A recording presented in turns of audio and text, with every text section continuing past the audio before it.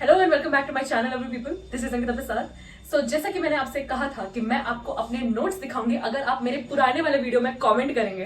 तो यस, मुझे बहुत सारे कमेंट्स आए थे कि आपको मेरे नोट्स देखने हैं। So in this video I am going to show you guys my notes and how I made my notes. तो कैसे मैंने नोट्स बनाए, क्या मैंने किया, क्या चीजें मैंने ध्यान में रखी, क्या चीजें मैंने अवॉइड की, वो इस वीडियो में आपको पता चलेगा। सो अगर आपने मेरा वो वाला वीडियो नहीं देखा है, मेरे स्टडी सोर्सेस क्या है, मैंने कैसे प्रिपेयर किया है, कहाँ कहाँ से पढ़ा है, कैसे कैसे पढ़ा है, तो इस वाले वीडियो को आई बटन में जाके देख लो और डिस्क्रिप्शन में लिंक है, वहां से जाके देख लो। It will really help you. Okay, so those of you who do not know what I am talking about, so hello, I am Ankita Prasad and I have cleared UGC NET December 2023 exam in English literature with 200 marks. So I already told everyone that I made my own notes and studied from that only. तो कैसे मैंने notes बनाया है तो वो आपको इस video में मैं आपको बताऊंगी। ठीक है, तो यहाँ पे मैं आपको कुछ क्लिप्स लगाऊंगी कि कितने सारे कमेंट्स आए मुझे, है ना, कि मुझे अपने नोट्स दिखाओ, हमें अपने नोट्स दिखाओ। कुछ लोगों ने बोला कि हमें दे दो नोट्स। देखिए, मैं आपको दे नहीं सकती, लेकिन अगर आपको आइडिया चाहिए कि कैसे नोट्स बनाते हैं तो आप इस वीडियो को पूरा देखिए। और अगर आपको सच में मेरे ही नोट्स चाहिए तो आप मुझे टेलीग्राम में मैसेज करना, मैं यहाँ पे लिंक डाल दूंगी, आप मुझसे बात कर सकते हैं। ओके, सो स्टार्ट करते हैं कि कैसे मैंने नोट्स बनाए। तो पहली चीज मैं आपको बता दूं कि मैं जब कॉलेज में भी थी, बीए में थी, एमए में थी, इवन जब मैं स्कूल में भी थी, तो मैं हमेशा से इस चीज के लिए काफी फेमस थी कि मेरे नोट्स बहुत अच्छे होते थे। और मैं हमेशा ही अपने जूनियर्स, मेरे से जूनियर्स भी पूछते थे कि आप कैसे लिखते हो एग्जाम टाइम में, जब आप बीए या एमए का सेमेस्टर एग्जाम लिखते हो तो आप कैसे लिखते हो दीदी, कि इतना सारा शीट, मैं 5-5, 6-6 शीट भर देती थी। मेन शीट के अलावा 4-4 शीट लेके मैं लिखती थी।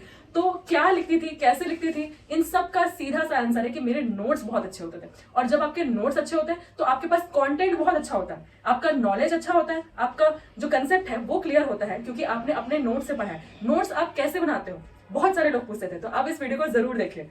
नंबर 1, पहले तो आप अगर किसी चीज एग्जाम की तैयारी कर रहे हैं तो आपको सिलेबस पता होना चाहिए। मैं बार बार कहती हूँ, सिलेबस डाउनलोड कर लो, सिलेबस से पढ़ना शुरू करो। मैं आपको दिखाऊंगी भी कि मैंने arpitakarwa.com की बात की थी कि पेपर 2 का सिलेबस आपको वहां से निकालना है, तो मैंने उसे डायरेक्टली अपने कॉपी में पूरा लिख के रख लिया था।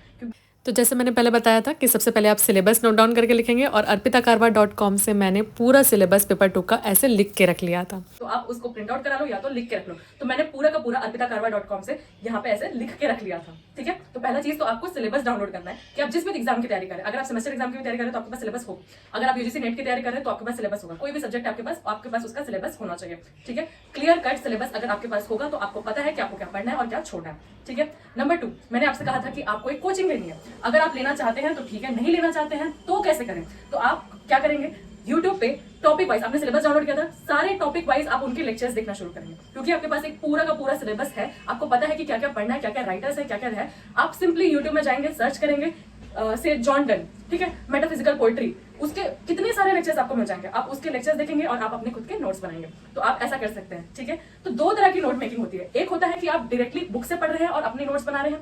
दूसरा होता है कि आप लेक्चर्स सुन रहे हैं और उसके बाद नोट्स बना रहे हैं। मैं प्रेफर करती थी दूसरा वाला, कि पहले मैं लेक्चर्स देखती थी, उसके बाद मैं अपने नोट, मतलब साथ साथ में नोट्स बनाती थी, एंड मैं अपने नोट्स से पूरा पढ़ती थी और उसके बाद में बुक से रीड करती थी। अगर मैं डायरेक्टली बुक से पढ़ने की कोशिश करती थी तो मुझे ज्यादा टाइम लगता था, क्योंकि मुझे वो कंसेप्ट आता नहीं है। बट अगर आपने उसके वीडियोस देख लिए तो आपको वो कंसेप्ट समझ आ गया, फिर आपने उसके नोट्स बना लिए, शॉर्ट में, ब्रीफ में नोट्स बना लिए, तो आपको वो कंसेप्ट थॉरो हो जाएगा। और उसके बाद जब आप बुक को रीड करते हैं तो वो चीजें, जो बुकिश लैंग्वेज होती है, वो काफी टफ होती है कई बार, तो वो समझना आसान हो जाता है। ठीक है, so this is the process of note making. तो आप कैसे नोट्स बनाएंगे, मैं कैसे बनाती थी, मैं आपको बता रही हूँ। आपको मैं अभी दिखाऊंगी कि मैंने क्या क्या किया है, बट पहले जो ये टिप्स हैं वो ले लो, उसके बाद मैं आपको दिखाऊंगी कि किस तरीके से मैंने बनाया है। तो पहले तो मैंने सिलेबस को लिख लिया, उसके नोट्स बना लिए। ठीक है, सिलेबस के नोट्स बना लिए, वाओ तो मैंने सिलेबस को लिख लिया। ठीक है, दूसरा, नेवर स्टॉप्ड राइटिंग।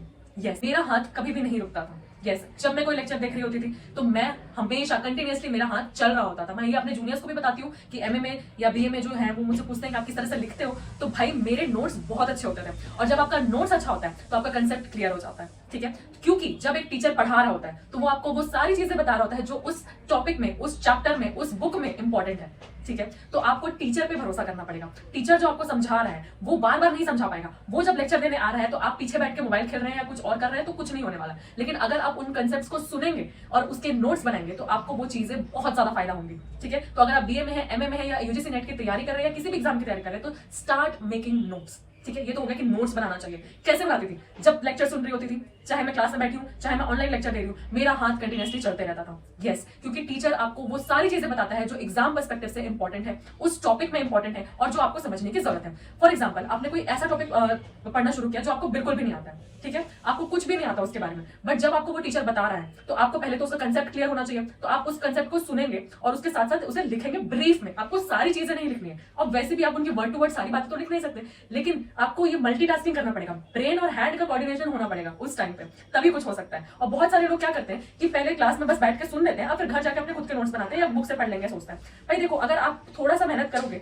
तो साथ साथ में नोट्स बना लो, क्योंकि आप जब घर जाके नोट्स बनाने की कोशिश करते हो या घर जाके पढ़ने की कोशिश करते हो तो आधी चीजें आपके दिमाग से निकल गई होती है, ठीक है, और इसीलिए बहुत सारे डाउट्स होते हैं। तो उसी टाइम पे अपने हाथ को चला के थोड़े से नोट्स बना लो, ठीक है, that would make you understand it better, and वो चीजें आपको तुरंत रिटेन होंगी, क्योंकि आप कई बार भूल जाते हैं बाद में जब जाके पढ़ते हैं, तो आप इसे भूलेंगे नहीं, ठीक है।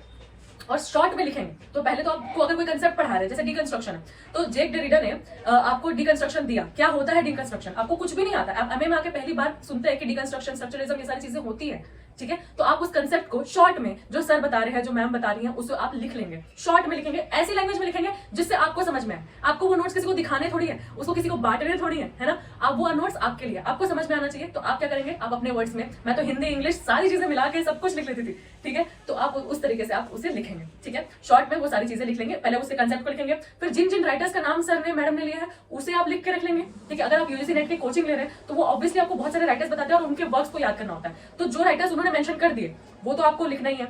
उनके उसके बाद जाके आपको खुद का रिसर्च करना पड़ेगा कि फॉर एग्जाम्पल रेमंड विलियम्स, ठीक है, कल्चरल स्टडीज में रेमंड विलियम्स है, स्टुअर्ट हॉल है, ठीक है, तो इनके वर्क्स बहुत ज्यादा आते हैं। तो आपको क्या करना है कि आपको राइटर ने बता, मतलब आपको टीचर ने बता दिया कि इनके कंसेप्ट्स क्या है, ठीक है, उसके बाद आपको उनके नाम बता दिया। अब आपको क्या करना है, आप घर जाएंगे और उनके बारे में सर्च करेंगे, कुछ और अगर एडिशनल आपको नोट्स मिलते हैं और फैक्ट्स मिलते हैं आप उसे लिखेंगे। उसके बाद आप उनके सारे वर्क्स को एक साथ एक जगह पे लिख के रखेंगे।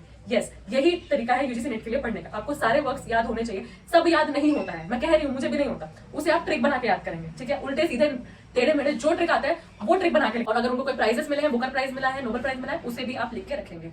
तो ये एक तरीका हो गया। दूसरी चीज, आप बहुत सारे टेबल्स बनाएंगे। पेपर 1 में मैंने बताया, मैंने दिखाया भी है अभी आगे कि मैंने बहुत सारे टेबल्स बनाए थे, तो आप बहुत सारे टेबल्स और चार्ट्स बना के याद करेंगे, ठीक है, उससे आपको जल्दी याद होता है और ये सारी चीजें आपके दिमाग में तुरंत क्लिक करती है। तो पेपर 1 में तलवीर सर ने जब नोट्स बनाए तो बहुत सारे चार्ट्स बनवाए हैं, जैसे रैम रोम का कंपैरिजन हो गया है ना, हार्डवेयर सॉफ्टवेयर का कंपैरिजन हो गया, तो ये reflective level, understanding level, memory level, इनके चार्ट्स बना लिए, तो उससे आपको जल्दी चीजें याद होती है। जब आप कंपेयर करके पढ़ते हैं तो आपको चीजें जल्दी क्लियर होती है, ठीक है। तो आप चार्ट्स बनाएंगे और इस तरह से याद करेंगे।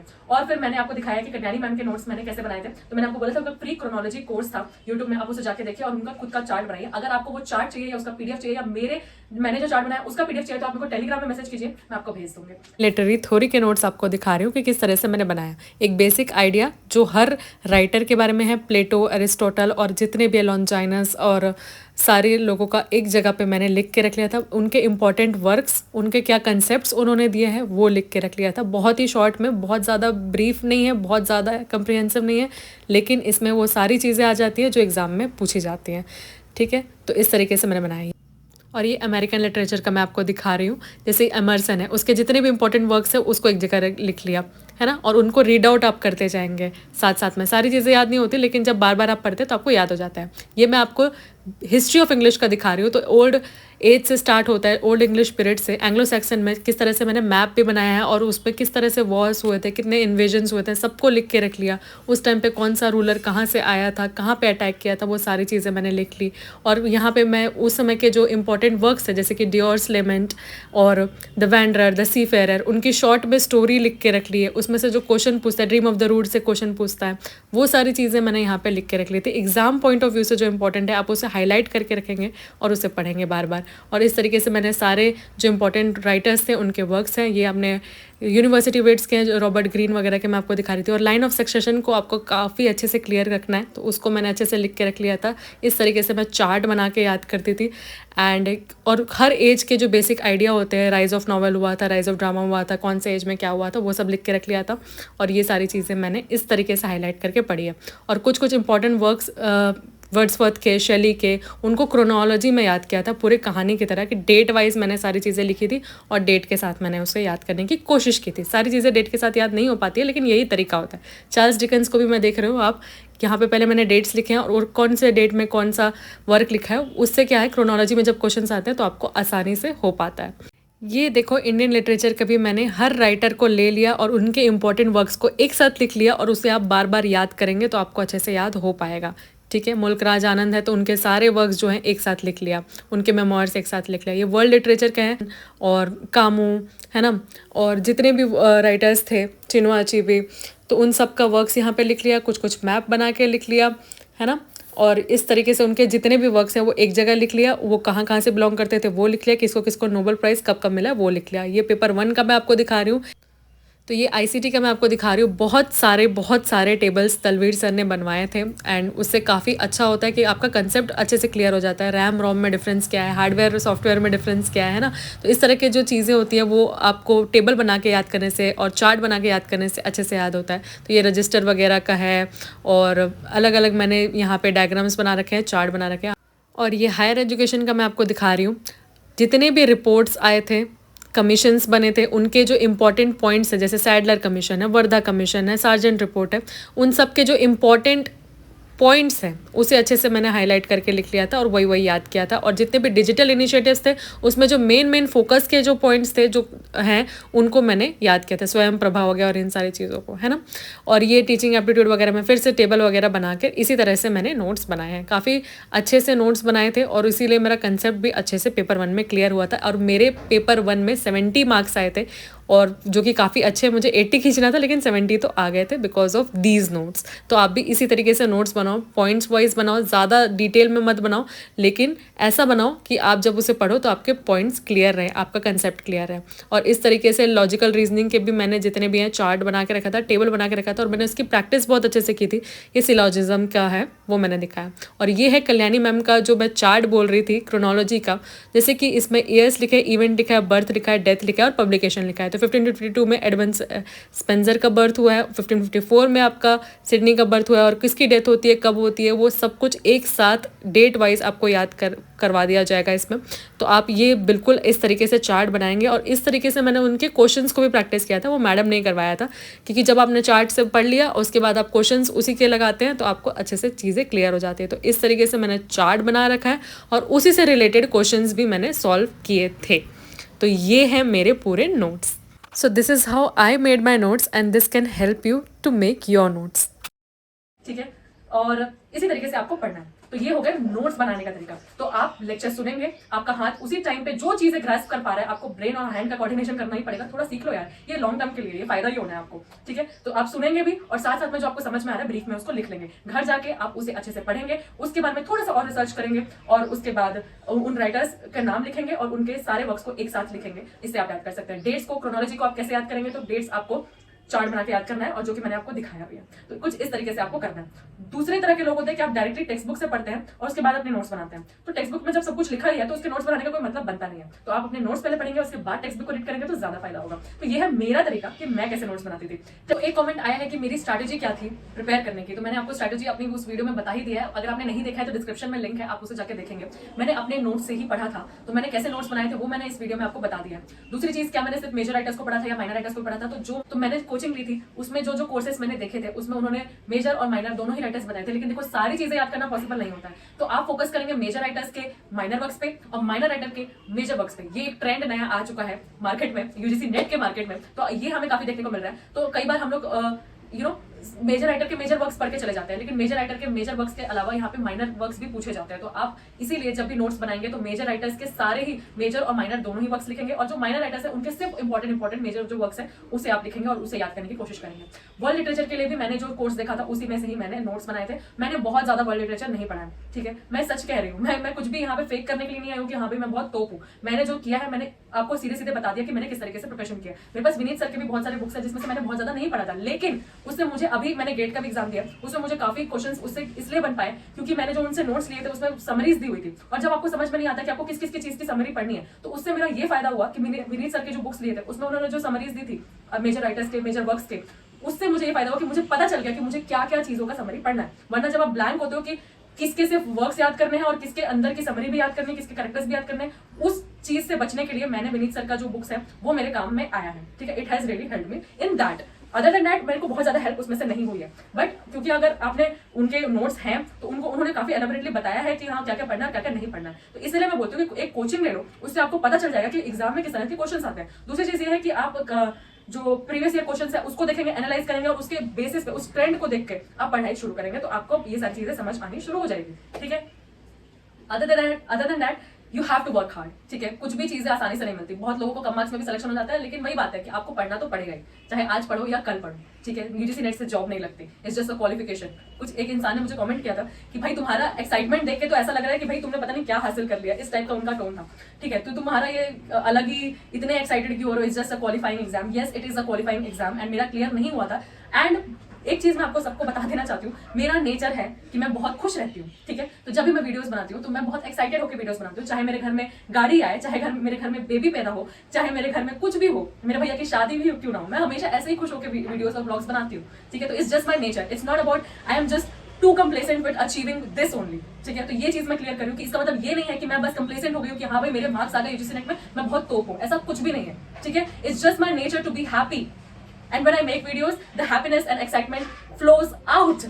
It's not that if I go to some interview I'll behave the same way that I'm behaving in my videos. You have to know this, you should know this boundary, okay. If I am talking to you in a certain way, it's because I am happy and it's my platform, it's my video. If you are watching this video and you are upset about my tone or my excitement, then keep it to yourself. It's my video, I can do whatever I want. If I am happy I'll show it, if I'm sad, if I want to show it I will. I don't care what others think, ठीक है। सो ये चीज मुझे बहुत बेकार लगती है कि भाई तुम तो इतनी एक्साइटेड हो जैसे तुमने पता नहीं क्या अचीव कर लिया, नहीं किया लेकिन कर लूंगी, ठीक है। अगर एक चीज और मैं बोलूंगी, मैं इसलिए भी इतनी खुश होती हूँ हर चीज को लेकर क्योंकि मैं अप्रिशिएट करना चाहती हूँ, मैं एक्नॉलेज करना चाहती हूँ। आपने कभी सोचा कि हम पूरा ही टाइम, जब हमारा लाइफ में कुछ भी अच्छा नहीं चल रहा होता है तो हम पूरा टाइम भगवान से सिर्फ ये मांगते रहते हैं कि काश मेरी लाइफ में कुछ अच्छा हो जाए, काश मैं ये अचीव कर लेता, काश मेरा ये एग्जाम निकल जाता। और जब हमारा वो चीज हो जाता है, जब हम वो चीज अचीव कर लेते हैं तो हम इसलिए इतने ज्यादा खुश नहीं हो पाते हैं क्योंकि हमें लगता है कि नजर लग जाएगी या दूसरे लोग क्या सोचेंगे, या तो हम मॉडेस्ट होकर बैठ जाते हैं कि नहीं भाई इतना ज्यादा खुश होने की जरूरत नहीं, इतनी बड़ी कोई चीज नहीं है। भाई you have worked for it and you wanted it desperately once and now that you have gotten it you should be proud of it, you should be acknowledging it. It's not that you will be boasting about it, but still you should acknowledge it. And if I am acknowledging it and being happy and talking in this excitement, it doesn't mean कि मेरे पास अभी और कोई future goals नहीं है, मेरे पास बहुत सारे गोल्स हैं और मैं जब जब छोटी छोटी चीजें भी अचीव करूंगी मैं उसे इसी तरीके से पोस्ट करूंगी। It's just the way I am and love to acknowledge things. And अगर आप लॉ ऑफ अट्रैक्शन को थोड़ा सा भी जानते हैं तो अब अगर आप किसी चीज के लिए खुश होते हैं तो वो खुशी आपकी मल्टीप्लाई होती है और भी चीजों में आपकी पॉजिटिविटी आती है, इसलिए मैं खुश रहती हूँ। इसका मतलब ये नहीं है कि भाई हाँ भाई मैं बस कंप्लेसेंट हूँ, ठीक है। I am saying this because I was very upset after seeing that comment. ऐसा नहीं है कि नेगेटिव कमेंट से मुझे बहुत ज्यादा इफेक्ट पड़ता है, बट कुछ चीजें क्लियर करना जरूरी है। अगर आपको कोई चीज कुछ करने के बाद मिलती है तो you should be grateful about it and you should be happy about it. हाँ, ये नहीं करना है कि मैं बोस्ट करूँ कि हाँ मैं तेरे से ज्यादा हूँ, मैं तेरे से कम हूँ, ऐसा कुछ भी मैंने कभी भी नहीं कहा कि मैं किसी और से ज्यादा हूँ। मैंने बस इतना कहा कि भाई मैं खुश हूँ और मैंने अचीव किया after a long struggle, so I should celebrate it. It's just that, okay okay. So tell me in the comment section if you like this video and if you liked the notes making style of mine, and also you can share your insights how you make notes, and I'll see you in the next video. Bye.